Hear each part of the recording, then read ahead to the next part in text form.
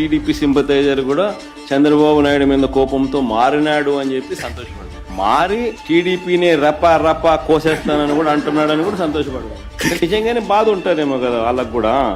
అన్ని పథకాలు ఎగరగొడతా ఉన్నాడు, అన్ని అబద్ధాలు అయిపోయినాయి, ఫీజు రీయింబర్స్మెంట్ లేవు, ఆరోగ్యశ్రీ లేదు, రైతులకు పెట్టుబడి సహాయం రావడం లేదు, గిట్టుబాటు ధరలు రావడం లేదు, మరో పక్క అబద్ధాలు మోసాలతో సూపర్ 6లు లేవు, సూపర్ 7లు లేవు. మరి ఆయన బతుకులు చిన్నాభిన్నం అయిపోయిన పరిస్థితుల్లో ఆయనలో మార్పు వచ్చింది. టీడీపీ యాక్టివ్ మెంబర్ అయినా కూడా వైసీపీలోకి తాను చేరి టీడీపీ వాళ్ళ మీద ఆయన ఆక్రోశం చూపిస్తూ గంగమ్మ జాతరలో పొట్టేళ్లు తలలు నరికినట్టు రపా అని నరుకుతానని చెప్పి ఆయన అంటానంటే దాని అర్థమైంది. మరి చంద్రబాబు నాయుడు అనే వ్యక్తి ఇంత మోసం చేస్తా ఉన్నాడు కాబట్టి ప్రజలు అంత కోపాన్ని చూపిస్తా ఉన్నారు. అందులో వాళ్ళ కార్యకర్తనే వాళ్ళ నుంచి మారి వైసీపీ కార్యక్రమంలో పాలు పంచుకుని టీడీపీ వాళ్ళను గంగమ్మ జాతరలో పొట్టేళ్లు తలలు నరికినట్ట రపా నరుకుతాను. మంచిది.